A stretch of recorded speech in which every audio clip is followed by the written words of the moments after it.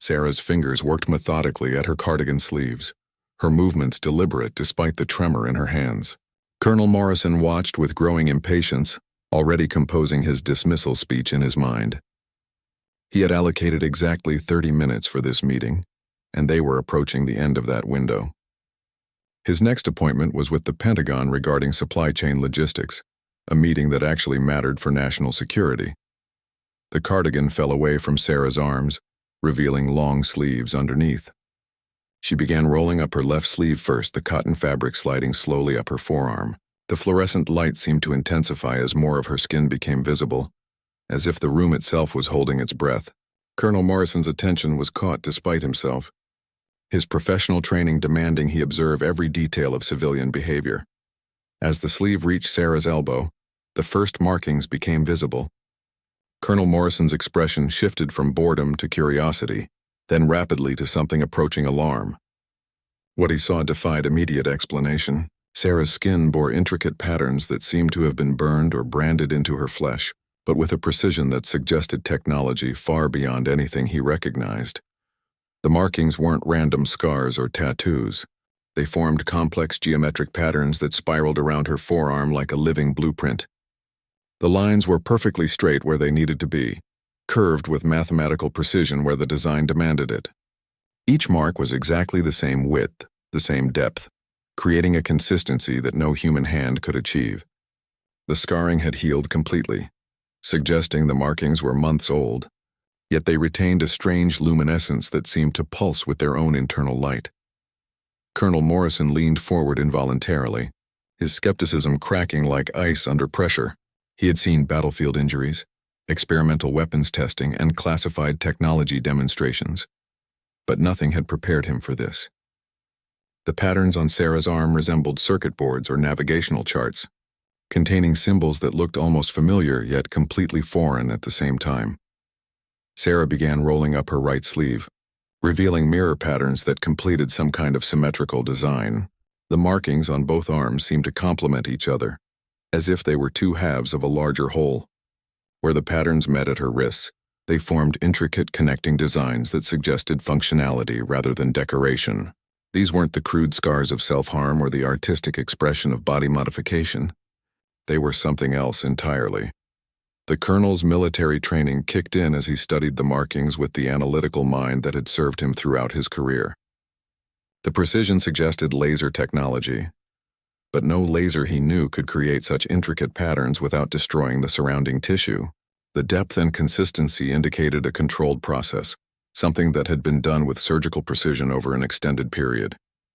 Yet Sarah claimed these markings had appeared in a single night. Sarah's voice was barely above a whisper as she spoke. She explained that she had awakened 3 months ago to find these markings on her arms, with no memory of how they had appeared. The night before, she had gone to bed as a normal librarian in a quiet Arizona town. She had awakened as someone carrying physical evidence of an encounter that challenged everything humanity thought it knew about its place in the universe. The room fell silent except for the hum of the air conditioning system. Colonel Morrison found himself speechless for the first time in recent memory.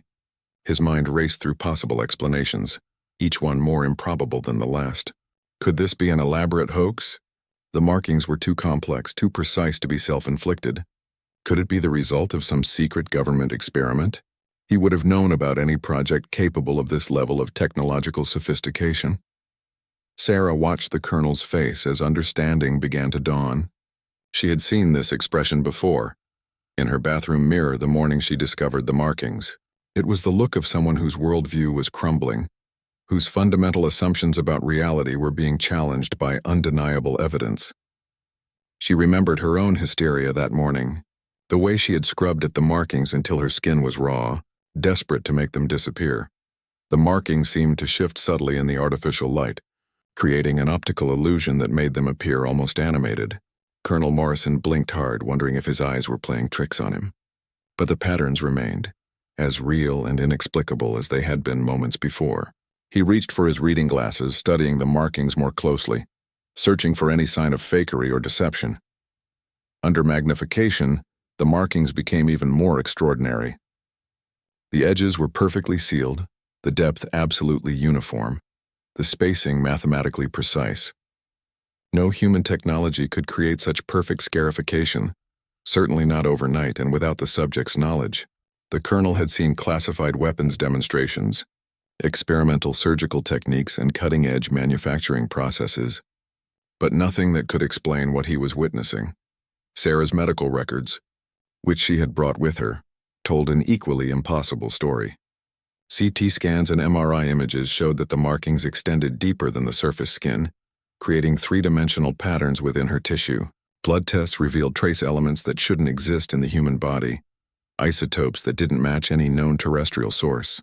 Every medical professional who had examined her had been baffled, unable to explain how such markings could appear without causing severe tissue damage or infection. The colonel's skepticism crumbled as he processed the implications. This wasn't mass hysteria or attention-seeking behavior. This was physical evidence of something unprecedented, something that demanded investigation regardless of how impossible it seemed. His training told him to follow evidence wherever it led, even when it led to conclusions that challenged everything he thought he knew. Sarah's eyes filled with tears of relief as she watched the change in Colonel Morrison's demeanor. For 3 months she had carried this burden alone, dismissed by everyone who might have been able to help her. Now finally someone was taking her seriously. Someone with authority and resources was looking at her evidence with the analytical mind it deserved. The isolation that had nearly driven her to despair began to lift for the first time since that terrible morning when her life had changed forever. Colonel Morrison's hands trembled slightly as he reached for his secure phone, his 30 years of military composure finally cracking under the weight of what he had witnessed.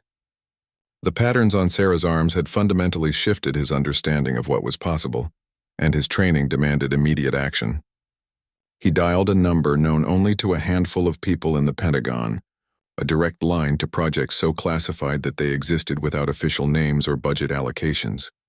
The voice that answered belonged to Dr. Elena Vasquez, the head of a special investigations unit that dealt with phenomena that fell outside conventional military understanding. She had been Morrison's contact for unusual incidents over the past decade, though he had never called with anything remotely approaching this level of significance. Her background in both physics and military intelligence made her uniquely qualified to assess threats that challenged traditional scientific paradigms. Morrison's voice was steady but urgent as he described Sarah's markings in clinical detail. He used precise military terminology, describing measurements, patterns, and anomalies with the accuracy that had made him one of the Pentagon's most trusted field assessors. Dr. Vasquez listened without interruption, asking only for clarification on specific technical details that might provide clues about the technology involved. Within 2 hours, a specialized medical team arrived at Fort Henderson aboard an unmarked aircraft. The team included Dr. Michael Chen, a dermatologist with security clearance who specialized in unusual scarification patterns, and Dr. Sarah Williams, a physicist whose work on electromagnetic phenomena had contributed to several classified projects. They brought with them equipment that most hospitals could only dream of accessing, devices capable of analysis at the molecular level.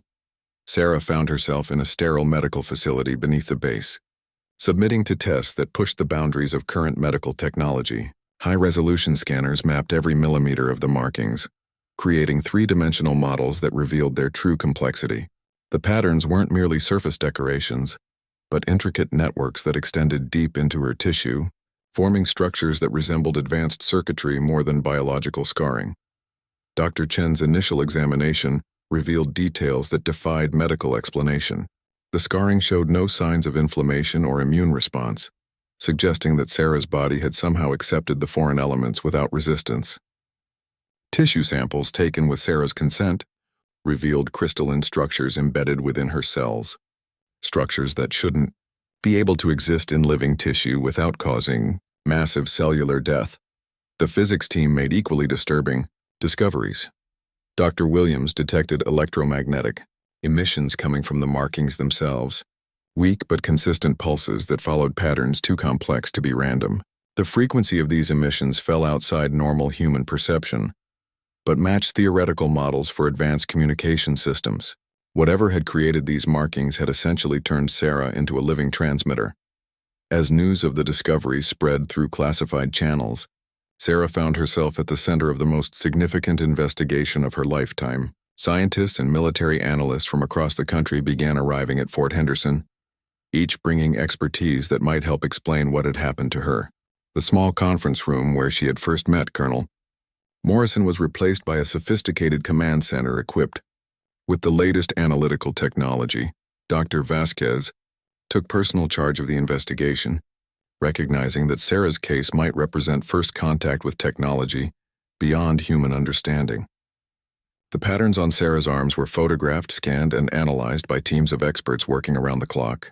Linguists studied the symbols for signs of communication, while mathematicians searched for hidden codes within the geometric structures.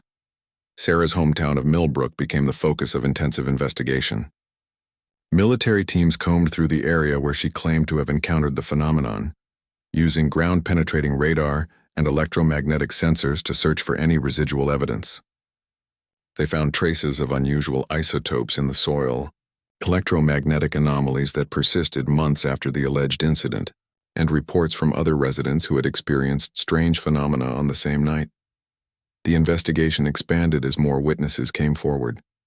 Mrs. Chen, Sarah's elderly neighbor, admitted to seeing strange lights on the night in question but had been too frightened to report them. A local rancher reported that his cattle had behaved strangely for weeks after the incident, refusing to graze in certain areas of his property. Electronic devices throughout the town had malfunctioned simultaneously, an event that local repair shops had attributed to solar flare activity. Colonel Morrison found himself coordinating with agencies he had never known existed, departments with bland names that concealed their true purpose. The investigation had become a matter of national security, with implications that reached far beyond Sarah's personal experience. If the markings represented genuine contact with non-human intelligence, the ramifications for human civilization were profound. Sarah watched the investigation unfold with a mixture of relief and growing concern. She was grateful that her story was finally being taken seriously, that the isolation and disbelief she had endured for months was coming to an end. However, she was also beginning to understand that her life would never return to normal. The markings had made her a person of interest to the most classified elements of the government, and that interest came with responsibilities she had never asked for. The medical team monitoring Sarah's condition made a discovery that elevated the investigation to crisis levels. The markings were changing, evolving in subtle ways that suggested they were more than mere scars. New patterns were beginning to appear, growing slowly but unmistakably from the original designs. Whatever process had created the markings was apparently ongoing, and Sarah was changing in ways that no one could predict or control. Dr. Vasquez called an emergency meeting of the investigation team as the implications became clear. Sarah wasn't just a witness to an extraordinary event. She was an active participant in something that was still happening. The markings weren't simply evidence of past contact, but an ongoing communication system that was still active. Sarah had become a bridge between humanity and something beyond human understanding, whether she wanted that role or not. Sophia Chen adjusted her tactical vest for the 100th time as she walked across the sprawling military training compound at Fort Braxton. The morning sun cast long shadows across the shooting range, where groups of elite snipers were already setting up their equipment for the most challenging marksmanship competition in the armed forces. At 24, she was the youngest participant by at least 6 years, and her petite frame made her stand out even more among the towering figures of seasoned military marksmen. Other competitors barely acknowledged her presence as she carried her equipment bag toward the designated area. Staff Sergeant Mike Rodriguez, a decorated sniper with 3 combat tours, glanced at her with barely concealed amusement. He nudged his partner, Sergeant First Class David Walker, and whispered something that made both men chuckle. Their laughter was quiet but deliberate, designed to be heard without being openly confrontational. Sophia had grown accustomed to this treatment over the past 2 years since joining the Army's precision shooting program. Despite graduating top of her class from sniper school and achieving consistently high scores in training exercises, many of her male colleagues still viewed her as an oddity rather than a serious competitor. They saw a young woman who looked like she belonged in a college library rather than on a battlefield, someone who had probably never faced real danger or pressure. The competition drew snipers from every branch of the military, each representing their unit's finest marksmen. These were men who had proven themselves in combat zones across the world, soldiers whose skills had saved countless lives and completed impossible missions. They carried themselves with the confidence that came from years of experience and the respect of their peers. To them, Sophia's presence felt like a publicity stunt rather than legitimate competition. Captain James Morrison, the range commander, announced the day's challenge as the competitors gathered around the briefing area. The competition would test extreme long-range precision shooting, with targets placed at distances that pushed even the most advanced equipment to its limits. The final stage would require shots at nearly 3 kilometers, a distance where atmospheric conditions, wind patterns, and even the Earth's rotation could affect bullet trajectory. Sophia listened intently to every detail of the briefing, taking notes in a small tactical notebook that had become her constant companion. She studied wind patterns, calculated elevation adjustments, and reviewed the ballistic data for her ammunition. Her preparation was methodical and thorough, but several competitors made jokes about her note-taking, suggesting that real shooting was about instinct rather than academic study. The Barrett MRAD rifle she carried was her most prized possession, a precision instrument that she had customized and fine-tuned over months of practice. Every component had been carefully selected and adjusted to maximize accuracy at extreme distances. The rifle was worth more than most people's cars, but to Sophia, it represented the culmination of years of dedication to mastering one of the most demanding skills in military service. As the competitors moved to their assigned positions, Sophia overheard conversations that made her jaw tighten with suppressed anger. Some of the men were already discussing how they would celebrate their victory at the local bar, dismissing her participation as irrelevant to the real competition. Others made crude jokes about women in combat roles, suggesting that marksmanship competitions were just another way for the military to appear progressive, without compromising actual effectiveness. Sophia's background made their dismissal particularly painful. She had grown up on a ranch in Montana, where accurate shooting was essential for protecting livestock from predators and hunting for the family table. Her father, a former Marine, had taught her to shoot before she could properly hold a rifle, and she had been competing in civilian marksmanship competitions since she was 12 years old. Her military service was the continuation of a lifelong passion, not a career experiment. The morning qualification rounds began with standard distance targets, shots that any competent military sniper should be able to make consistently. Sophia's performance was flawless, placing every round within the required scoring zones with precision that impressed even the most skeptical observers. However, her success at these preliminary distances only reinforced the perception that she was technically competent, but lacked the mental toughness for truly challenging scenarios. Between shooting stages, Sophia sat alone while the other competitors formed groups based on their units and shared experiences. They traded stories from combat deployments, discussed equipment preferences, and analyzed each other's shooting techniques with the casual expertise of professionals. Sophia's attempts to join these conversations were met with polite but distant responses that made it clear she was not considered part of their brotherhood. The psychological pressure of isolation was almost as challenging as the technical demands of the competition. Sophia had expected to face skepticism about her abilities, but the complete dismissal of her presence was more difficult to handle than she had anticipated. She found herself questioning her decision to compete, wondering if proving herself was worth enduring the constant reminder that she was unwelcome. As the competition progressed to longer distances, the margin for error decreased dramatically. Wind conditions became more critical, and the effects of atmospheric pressure and temperature required constant adjustment. Sophia's methodical approach to calculating these variables contrasted sharply with the intuitive shooting style favored by many of her competitors, who relied on experience and instinct rather than mathematical precision. The other snipers began to take notice as Sophia continued to perform at the highest levels through increasingly difficult stages. Her shots were not just accurate but consistently centered, demonstrating a level of precision that required exceptional skill and concentration. However, rather than earning respect, her success seemed to increase the resentment some competitors felt toward her presence in their elite community. Sophia could feel the weight of expectation and skepticism pressing down on her as the competition approached its final and most challenging stage. She knew that tomorrow's extreme long-range test would determine not just the winner of the competition, but also whether she would ever be accepted as an equal among military snipers. The distance was so extreme that environmental factors would play a larger role than pure shooting ability, making success as much about intelligence and preparation as marksmanship skill. Dawn broke gray and overcast as competitors assembled for the final stage of the competition, the extreme long-range challenge that separated true masters from merely competent shooters. The target range stretched across a valley that seemed to extend forever, with the final targets positioned at 2,196 meters, a distance so extreme that the targets were barely visible even through high-powered spotting scopes. The atmospheric conditions were challenging, with shifting winds and variable cloud cover that would test every aspect of a sniper's skill.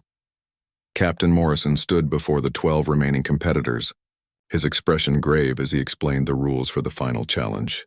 Each shooter would have 3 attempts to hit a target roughly the size of a dinner plate at nearly 3 kilometers distance. The scoring would be based not just on hits but on precision, with points awarded for proximity to the center of the target. Weather conditions were marginal, with gusting winds and unstable atmospheric pressure that made accurate shooting extremely difficult. Sophia checked her equipment one final time, running through the mental checklist she had developed over years of competitive shooting. Her Barrett MRAD was perfectly zeroed, every adjustment verified and recorded in her data book. She had spent the previous evening studying weather forecasts, wind patterns, and atmospheric conditions, preparing calculations that would give her the best chance of success in the challenging environment. The other competitors made no effort to hide their amusement as they watched Sophia's meticulous preparation. Staff Sergeant Rodriguez loudly commented to his shooting partner about how all the book learning in the world couldn't replace combat experience and natural shooting ability. His words were clearly intended for Sophia to hear, part of the psychological warfare that often accompanied high-level competitions. Sergeant Walker added his own commentary about how extreme long-range shooting required the kind of steady nerves that could only be developed under fire in real combat situations. He questioned whether someone who had never been shot at could maintain composure when the pressure was at its highest. Their conversation was designed to undermine Sophia's confidence, suggesting that her technical preparation was meaningless without proven battlefield experience. The shooting order was determined by the previous day's scores, with the lowest performers shooting first and the highest scorers going last. Sophia's consistent accuracy had earned her a position near the end of the order, which meant she would have the advantage of observing wind conditions and atmospheric changes as they affected earlier shooters. However, it also meant she would face increasing pressure as the competition's outcome became clearer. The first several shooters struggled with the extreme distance and challenging conditions. Experienced snipers who had seemed confident during the preliminary rounds found themselves missing targets entirely, or achieving hits so far from center that their scores were embarrassingly low. The difficulty of the shot became apparent as one accomplished marksman after another failed to demonstrate the precision required for success at such an extreme range. Sophia studied each shot through her spotting scope, noting how the bullets were affected by wind patterns at different elevations along their trajectory. She recorded atmospheric pressure readings, tracked temperature changes, and calculated how these variables would affect her own shooting when her turn came. Her scientific approach to marksmanship was evident in every observation she made and every note she recorded. As the competition progressed, the pressure intensified for the remaining shooters. Those who had been dismissive of Sophia's chances were now struggling to achieve even basic accuracy at the extreme distance. The psychological pressure of potential failure in front of their peers was visible in their tense body language and hurried shooting preparations. The competition that had seemed like a foregone conclusion was proving more challenging than anyone had expected. Staff Sergeant Rodriguez's turn came with only 4 shooters remaining. His confidence was evident as he took his position behind his rifle, a weapon system he had used successfully in multiple combat deployments. However, the extreme distance proved more challenging than his experience had prepared him for. His first shot missed the target entirely, disappearing into the hillside beyond. His second attempt achieved a hit, but far from the scoring zones that would earn significant points. The crowd of observers grew quiet as Rodriguez lined up his final shot. understanding that his reputation as one of the military's finest snipers was at stake. The shot was better than his previous attempts, but still not competitive with the scores needed to win the competition. His visible frustration as he left the firing line served as a stark reminder of how difficult the challenge had become.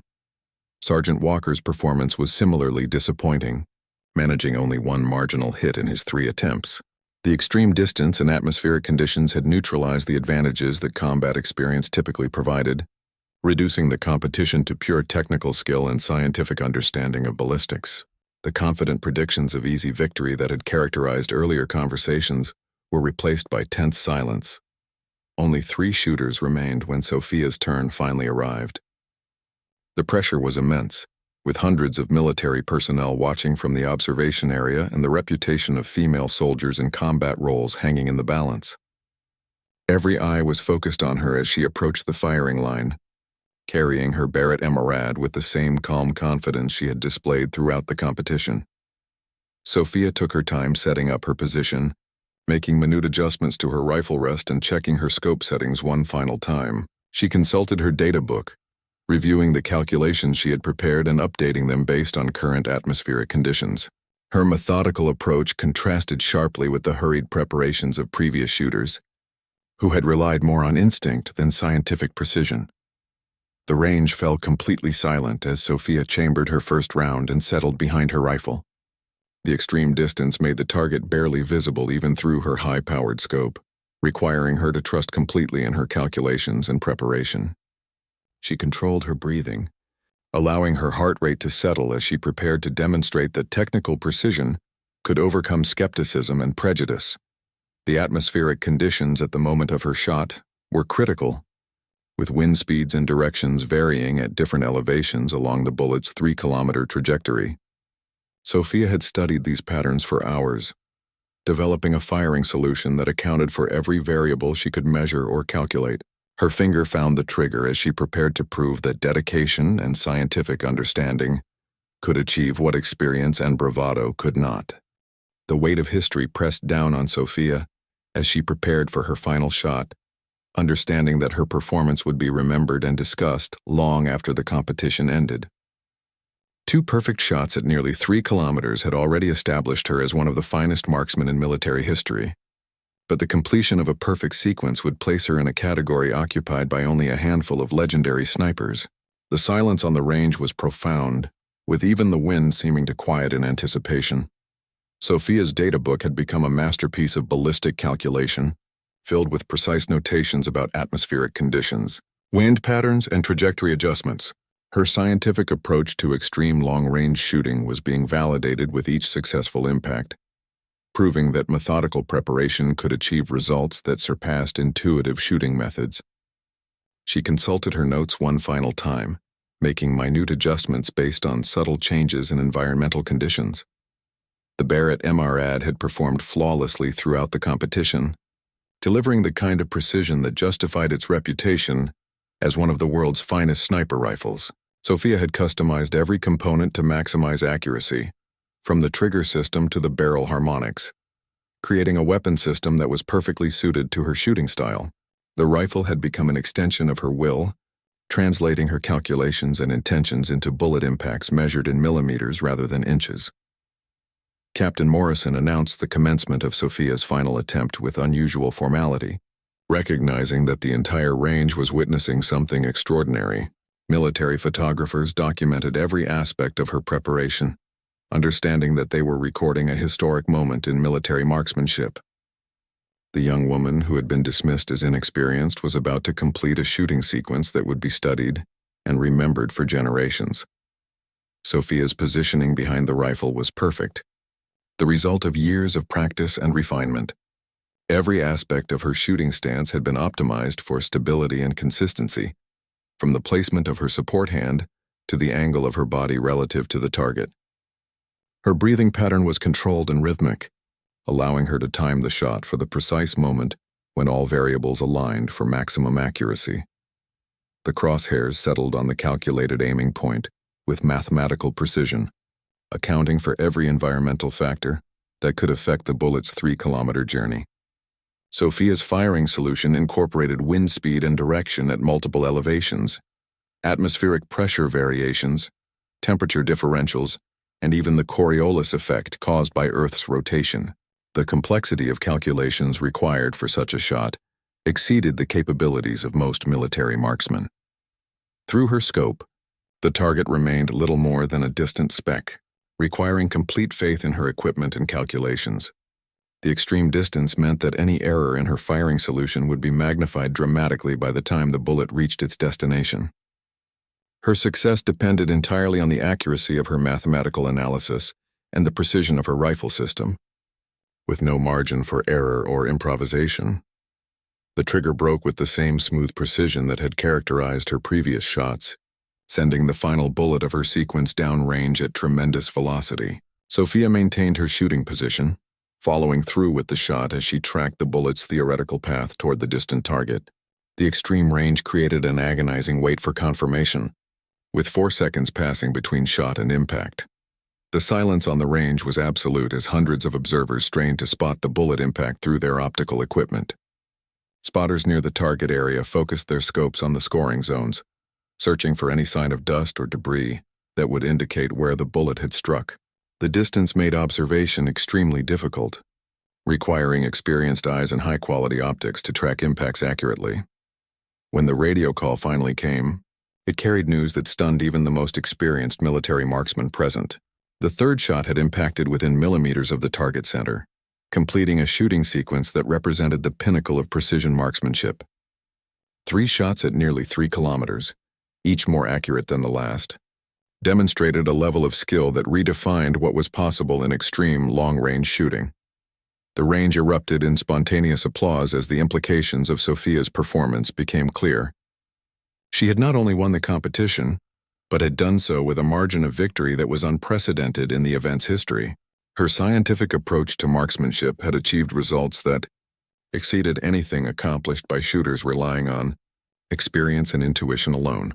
Staff Sergeant Rodriguez was among the first to approach Sophia as she rose from her shooting position, his expression showing genuine respect and admiration.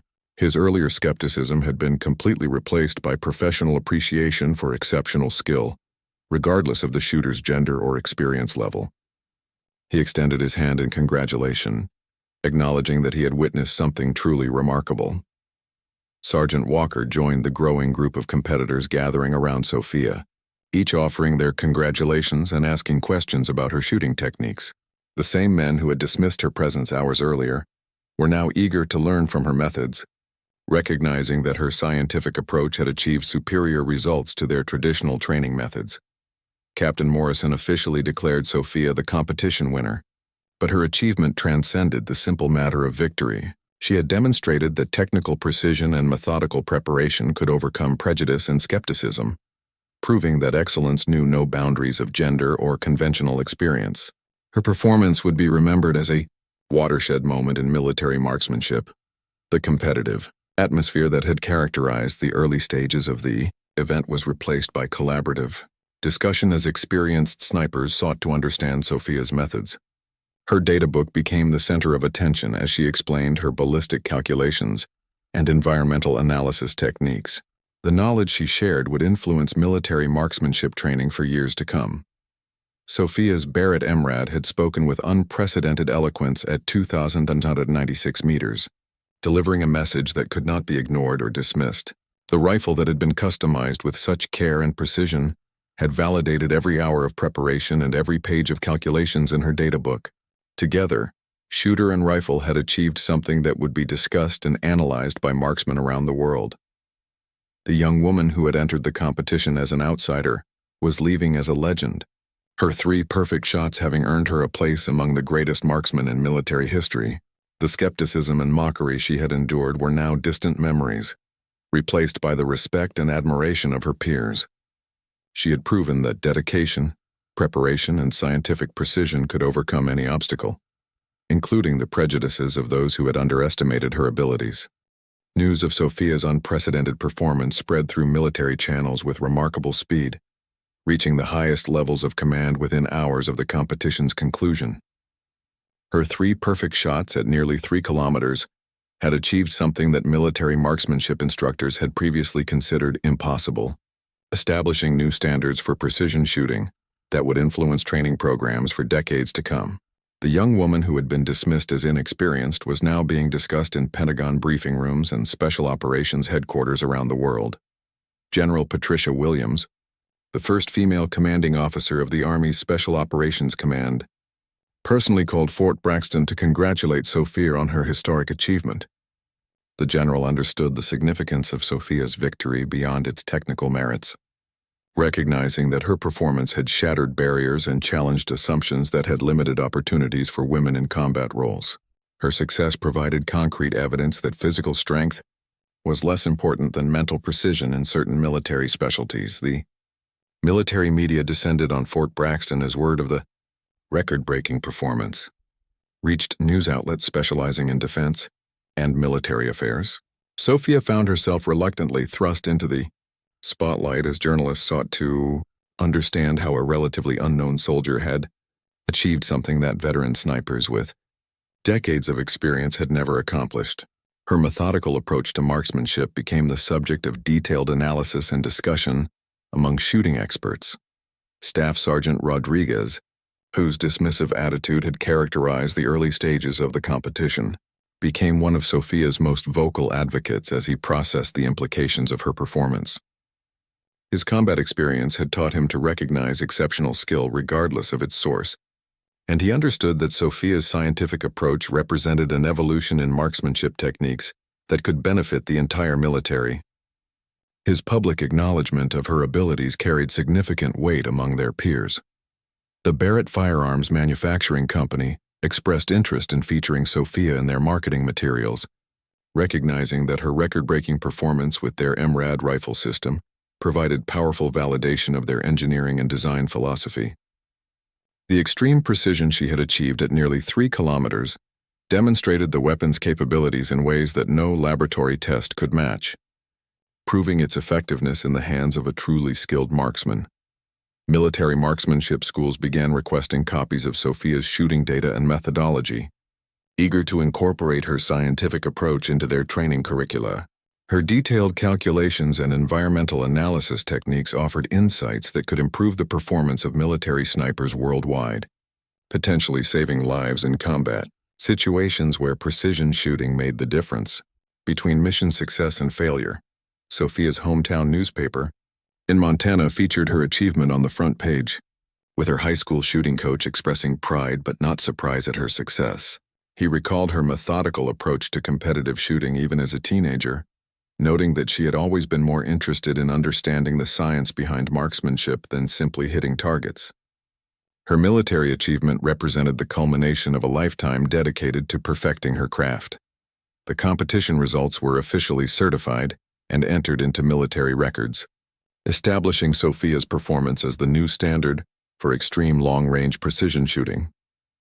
Her 3 consecutive hits at 2,796 meters created a benchmark that would challenge future competitors for years to come, inspiring a new generation of marksmen to pursue the kind of technical excellence she had demonstrated. Colonel Sarah Martinez, the Army's senior marksmanship instructor, invited Sophia to participate in the development of new training programs that would incorporate her scientific methodology into standard military curriculum. The invitation represented a significant career opportunity, offering Sophia the chance to influence how future soldiers would be trained in precision shooting techniques. Her methods could potentially improve the effectiveness of military marksmen worldwide.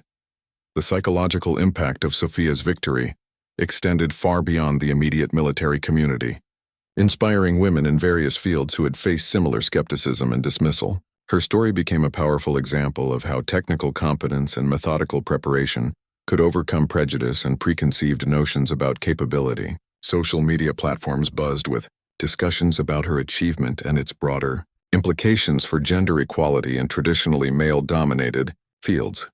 Research scientists studying human performance and precision motor skills requested permission to study Sophia's shooting techniques, recognizing that her methods might offer insights applicable to other fields requiring extreme accuracy.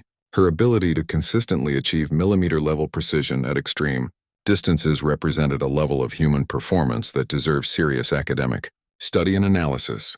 The weapon's development community took notice of how Sophia's scientific approach had maximized the potential of existing rifle technology, suggesting that future advances in sniper weapons should be designed to complement methodical shooting techniques, rather than relying solely on intuitive marksmanship. Her performance demonstrated that the human element remained the most critical component in any weapon system. Regardless of technological sophistication, military leaders began discussing the implications of Sophia's achievement for special operations recruitment and training, recognizing that her success challenged traditional assumptions about the physical and psychological requirements for elite military roles. Her performance suggested that analytical thinking and scientific methodology might be more valuable than conventional measures of suitability for certain specialized positions. Sophia found herself invited to speak at military conferences and marksmanship symposiums, sharing her knowledge with audiences eager to understand how she had achieved such unprecedented precision. Her presentations focused on the technical aspects of extreme long-range shooting rather than personal narrative, reflecting her preference for substance over celebrity. The scientific community embraced her methodical approach as a model for advancing human performance in precision tasks. The ripple effects of her competition victory continued to spread through military and civilian shooting communities worldwide, inspiring new research into ballistics, atmospheric modeling, and human factors in precision shooting. Sophia's achievement had elevated marksmanship from an intuitive skill to a scientific discipline, opening new avenues for improvement and advancement that would benefit future generations of marksmen. International military observers who had witnessed her performance reported back to their own country's special forces units, spreading awareness of her techniques and achievements across global military communities. Her methods were being studied and adapted by marksmen from allied nations, contributing to improvements in precision shooting capabilities that enhanced military effectiveness on an international scale.